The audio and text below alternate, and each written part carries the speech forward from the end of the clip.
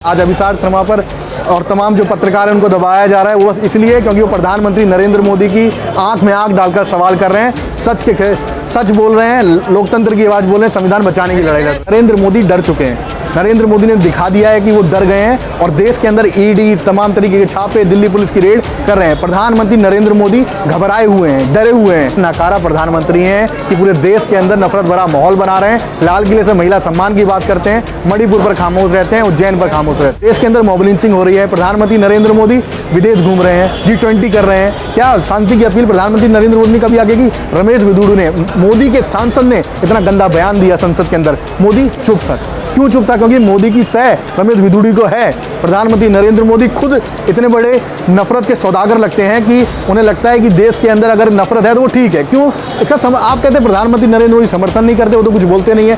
प्रधानमंत्री नरेंद्र मोदी नफरत का समर्थन करते हैं, इसलिए चुप रहते हैं। देखिए, ये सरकार पूरी तरीके से दमन की ओर जा रही है। किसकी दमन की ओर? जो सच बोल रहा है, जो पत्रकारिता के अंदर दिखा रहा है कि हम देश के साथ खड़े हैं, संविधान बचाने के साथ खड़े हैं, उसका दमन किया जा रहा है। चाहे वो अभिसार शर्मा हो, रवीश कुमार हो, तमाम ऐसे पत्रकार हैं तो स्वतंत्र पत्रकारिता के साथ साथ देश बचाने की लड़ाई भी लड़ रहे हैं। तो उस देश बचाने की लड़ाई में जो भी भाग ले रहा है उसको प्रधानमंत्री नरेंद्र मोदी कुचलने का कार्य कर रहे हैं। प्रधानमंत्री जी अब तो खुद यूट्यूब पर आ गए, कह रहे हैं चैनल को। जब भी तो प्रधानमंत्री नरेंद्र मोदी खुद आकर कह रहे हैं कि घंटा बजाइए, इसलिए दूसरों का जो यूट्यूब चैनल है वो चाहते हैं कि दोस्त हो जाए। जो प्रधानमंत्री नरेंद्र मोदी की आंख में आंख डालकर बात कर रहा है वो यूट्यूबर, उनसे सवाल पूछना बंद कर दे। ये चाहते हैं प्रधानमंत्री नरेंद्र मोदी कि दमन की राजनीति जिस तरीके से वो कर रहे हैं, वो पूरे देश के अंदर नफरत का माहौल बना रहे हैं, वो लगातार जारी रहे। यही प्रधानमंत्री नरेंद्र मोदी और भारतीय जनता पार्टी की राजनीति है। अरे आरोप लग रहा है कि विदेश से फंड हो रहा है, विदेशी फंड। देखिए, विदेशी इन्हें जब तक यही चीज़ दिखाई देगी, जब सच्ची पत्रकारिता होगी, जब बुलंद आवाज़ होगी, जब देश के बारे में सच बोला जाएगा, जब प्रधानमंत्री नरेंद्र मोदी की गलत नीतियां उजागर की जाएंगी, तब इनको विदेश, कभी टुकड़े गैंग, कभी ऐसे शब्दों का इस्तेमाल करके, कभी नक्सलाइट, ऐसे शब्दों को लेकर वे ये अफवाह उड़ाएंगे कि प्रधानमंत्री नरेंद्र मोदी खुद इतने नाकारा प्रधानमंत्री हैं कि पूरे देश के अंदर नफरत भरा माहौल बना रहे हैं। लाल किले से महिला सम्मान की बात करते हैं, मणिपुर पर खामोश रहते हैं, उज्जैन पर खामोश रहते हैं। आप कह रहे हैं नाकारा प्रधानमंत्री, लोग कह रहे हैं कि 56 इंची वाला प्रधानमंत्री, 56 इंच इनकी 56 इंची बिल्कुल फेल है। 56 इंची के नाम पर मैं तो कह रहा हूँ, ये इनको शर्म आनी चाहिए कि देश के अंदर मणिपुर जैसा कांड हो जाता है, उज्जैन के अंदर बेटी को नग्न घुमाया जाता है। कैसे प्रधानमंत्री हैं ये? प्रधानमंत्री नरेंद्र मोदी सिर्फ और सिर्फ देश के अंदर नफरत फैलाने का कार्य कर रहे हैं। उनके साथ साथ एक और हैं, उनके गृह मंत्री अमित शाह, वो पूरे देश के अंदर अशांति फैलाने का कार्य कर रहे हैं। किस प्रकार की अशांति? हिंदू मुस्लिम करते रहते हैं जब आते हैं कभी, और अब कह रहे हैं प्रधानमंत्री नरेंद्र मोदी जाति की राजनीति मत करिए। खुद पूरे देश के अंदर हिंदू मुस्लिम की राजनीति करके अब दूसरों को सलाह दे रहे हैं कि जाति की राजनीति मत करिए। अरे जिसकी जितनी संख्या बारी उसकी उतनी हिस्सेदारी मिलनी चाहिए ना पूरे देश के अंदर। क्यों नहीं मिलनी चाहिए? SC कितने, दलित कितने हैं, OBC कितने हैं, आदिवासी कितने हैं, पता लगना चाहिए देश को। जिस प्रकार से राहुल गांधी मांग कर रहे हैं और तमाम लोग जो मांग कर रहे हैं वो होनी चाहिए देश के अंदर। जाति जनगणना की जो लिस्ट बिहार के अंदर आई है, उसके बाद जिस तरह से पत्रकारों पर कार्रवाई, क्या ये 2024 की तैयारी है? बिल्कुल 2024 की तैयारी है। जो सही में पिछड़ा है, जो सही में दलित वंचित है, इनको आगे आकर अब जो विपक्ष है पूरा हक दिलाना चाहता है और मजबूती से लड़ाई लड़ना चाहता है। तो उस लड़ाई से दिक्कत किसको है? भारतीय जनता पार्टी को, सावरकर और गोडसे की कौमों को दिक्कत है कि दलित पिछड़े आगे ना आ पाएँ। ये उनकी रणनीति है। जाति विहीन समाज की बात करते हैं आप, जाति। देखिए, हम तो हमारी मेन लड़ाई वही है कि डॉक्टर बाबा साहब अम्बेडकर के वंशज, महात्मा गांधी की विचारधारा पे चलने वाले लोग, तमाम ऐसे वैचारिक लोग वो आगे आकर दलित, पीड़ित, शोषित, वंचितों की आवाज़ उठाएं और जो उनका हक है वो उनको मिले। चाहे वो सरकारी नौकरियों में हो, एजुकेशन में हो, सब जगह उनको हक मिले। अरे पिछड़ों का बेटा है, OBC से प्रधानमंत्री। पिछड़ों का बेटा पिछड़ों के लिए नकारा है। मैं तो कहूँगा पिछड़ों का बेटा पिछड़ों के लिए नकारा है। किसी भी तरीके का पिछड़ों के लिए अगर उसने काम किया हो तो बताओ। पिछड़े को सबसे ज़्यादा धोखा देने वाला प्रधानमंत्री नरेंद्र मोदी है। हिंदुत्व की राजनीति करता है, लेकिन बेरोजगारी, महंगाई, उत्पीड़न आज सबसे ज़्यादा हिंदू समाज पे है। हिंदू समाज को सबसे ज़्यादा गुमराह करने वाला अगर कोई नेता है तो खुद प्रधानमंत्री नरेंद्र मोदी है।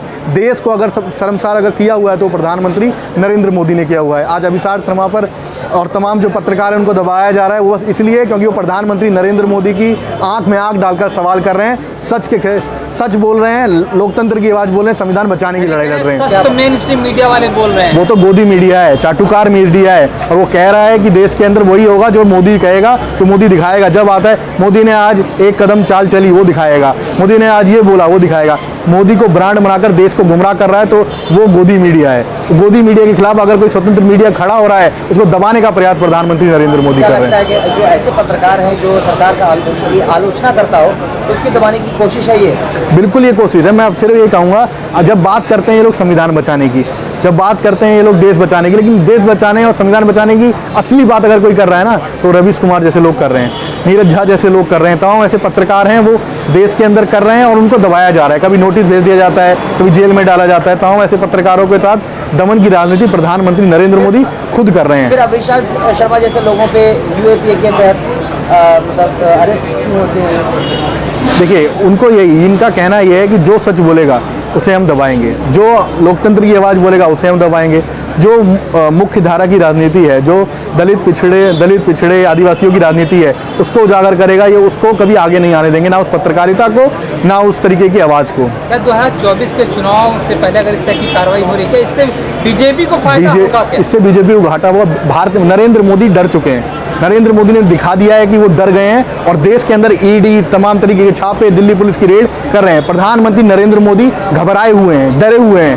क्यों डरे हुए हैं? उनको पता है कि उनकी सत्ता जाने वाली है, कुर्सी से उनको जनता घसीट कर नीचे लाने वाली है। प्रधानमंत्री नरेंद्र मोदी इस बार सत्ता में आने वाले नहीं है। 2024 में विपक्ष बहुत मजबूत है और इस बार तमाम ऐसे जो लोग हैं, स्वतंत्र आवाज़ ऐसी हैं, वो एकजुट होकर इस प्रधानमंत्री नरेंद्र मोदी को सत्ता से नीचे खींचकर जमीन पर लाने का काम करेंगे। जो ये चाय बेचता था ना, वही चाय इसको वापस बेचने का कुछ प्रेस क्लब ऑफ इंडिया में जो पत्रकार की आज़ादी को लेकर के यहाँ पे जो मीटिंग हुआ जिसमें आप भी शामिल हुए, जी। क्या निर्णय, क्या लगता है? क्या देखिए, मुख्य निर्णय यही है कि जहाँ जहाँ ऐसे पत्रकारों को दबाया जाएगा, वहाँ पर ये तमाम सारे पत्रकार जो स्वतंत्र आवाज़ हैं मजबूती से खड़े होंगे और एकजुट आवाज़ होकर यही बोलेंगे, प्रधानमंत्री नरेंद्र मोदी हम तुमसे डरते नहीं हैं, हम इस मुकाबला कर पाएंगे प्रधानमंत्री? बिल्कुल कर पाएंगे जी, बिल्कुल कर पाएंगे। हमारी आवाज़ जो सच की आवाज़ है, जो देश की आवाज़ है, जो संविधान की आवाज़ है, वो प्रधानमंत्री नरेंद्र मोदी से आंख में आंख डालकर सवाल करेगी और बुलंद आवाज़ करेगी। लेकिन कुछ लोग ऐसे भी हैं जो समझते हैं कि जो सरकार के हक में बात करते हैं वही सच्चा मीडिया है।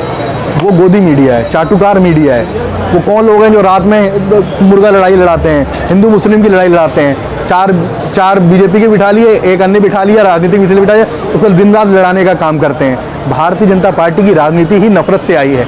नफरत भरा माहौल पूरे देश के अंदर किसी ने बनाया, तो उसका सबसे बड़ा जिम्मा मैं प्रधानमंत्री नरेंद्र मोदी को देता हूँ। क्यों? लाल किले से इतने भाषण देते हैं। क्या जब दिल्ली के अंदर दंगे हो रहे थे, तमाम ऐसे दंगे हो रहे थे, हिंसा भड़क रही थी, क्या लाल किले से शांति की अपील नहीं की जानी चाहिए थी? देश के अंदर मॉब लिंचिंग हो रही है, प्रधानमंत्री नरेंद्र मोदी विदेश घूम रहे हैं, G20 कर रहे हैं, क्या शांति की अपील प्रधानमंत्री नरेंद्र मोदी ने कभी आगे की? रमेश विदुड़ू ने, मोदी के सांसद ने इतना गंदा बयान दिया संसद के अंदर, मोदी चुप था। क्यों चुप था? क्योंकि मोदी की सह रमेश विदुड़ी को है। प्रधानमंत्री नरेंद्र मोदी खुद इतने बड़े नफरत के सौदागर लगते हैं कि उन्हें लगता है कि देश के अंदर अगर नफरत है तो वो ठीक है। क्यों? इसका आप कहते हैं प्रधानमंत्री नरेंद्र मोदी समर्थन नहीं करते, वो तो कुछ बोलते नहीं है। प्रधानमंत्री नरेंद्र मोदी नफरत का समर्थन करते हैं, इसलिए चुप रहते हैं। आप जिस नए संसद की बात करें, जिसमें विदुड़ी ने बात करी, शब्द कहा, प्रधानमंत्री मोदी ने कहा था कि संसद में कौन बैठने के लायक है ये पता चलेगा। पता लग गया ना फिर कौन बैठने के लायक है। रमेश विदुड़ी को की भाषा से पता लग गया कौन बैठने के लायक है। राष्ट्रपति द्रौपदी मुर्मू को बुलाया नहीं गया, कौन बैठने के लायक है पता लग गया। बड़ी बड़ी अभिनेत्रियों को आप बुला रहे हो, एक दलित, एक आदिवासी राष्ट्रपति को आप नहीं बुला रहे हो, पता लग गया कौन बैठने लायक है, कौन नहीं बैठने। प्रधानमंत्री नरेंद्र मोदी की सोच मनुवादी सोच है।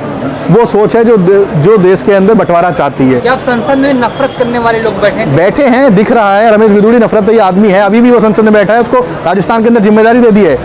2 कौड़ी का नकारा आदमी रमेश विदुड़ी, क्या उस पर कार्रवाई नहीं होनी चाहिए? मैं तो कह रहा हूँ, एक जब अभी दानिश अली ने बयान दिया कि एक जूता मैं भी उठा के, अगर दानिश अली एक जूता उठा के मार देते रमेश विदुड़ी के, तो क्या औकात रह जाती भारतीय जनता पार्टी की? क्या शकल दिखाता प्रधानमंत्री नरेंद्र मोदी अपना विदेश में कि 2 जूता उठा के मारा साले के? क्या औकात रह जाती? तो अभी जो विपक्ष का जो गठबंधन इंडिया है, जो वो 14 पत्रकारों का जो बाइकआउट किया है, क्या लगता है इसके पीछे क्या रहा होगा? इसके पीछे ये अब जो नफरत का माहौल है उसे बंद करने की आवश्यकता है। पूरे देश के अंदर एकजुट होकर पार्टियां भी, जो विपक्षी पार्टियां वो भी, राहुल गांधी समेत तमाम नेता अब बिल्कुल जागरूक होकर इनको बाइकआउट करेंगे। और एक तरफ जहां जैसे अभिषेक शर्मा जैसे पत्रकारों के घरों पर रेड पड़ रही है और दूसरी तरफ इंडिया गठबंधन, इंडिया अलायंस है, वो मेन स्ट्रीम मीडिया के चैनलों को बाइकआउट कर रहा है। देखिए ये ज़रूरी है, बहुत ज़रूरी है। क्यों? जब तक उनकी भड़ास निकल रही है। नरेंद्र मोदी अपनी भड़ास कैसे निकाल रहे हैं? इन पत्रकारों जो सच बोले उन पत्रकारों को दबा के। जब इनके जो चाटुकार थे 14 पत्रकार, उन पे वो पड़ी रहे, उनको बायकॉट किया गया। उसके बाद इन्होंने क्या करा कि हम भी अब कुछ ना कुछ करेंगे, ताकि जनता को गुमराह करने की साजिश प्रधानमंत्री नरेंद्र मोदी शुरू से कर रहे हैं। ये एक नंबर के बिल्कुल नफरत भरे माहौल को पैदा करने वाले प्रधानमंत्री हैं।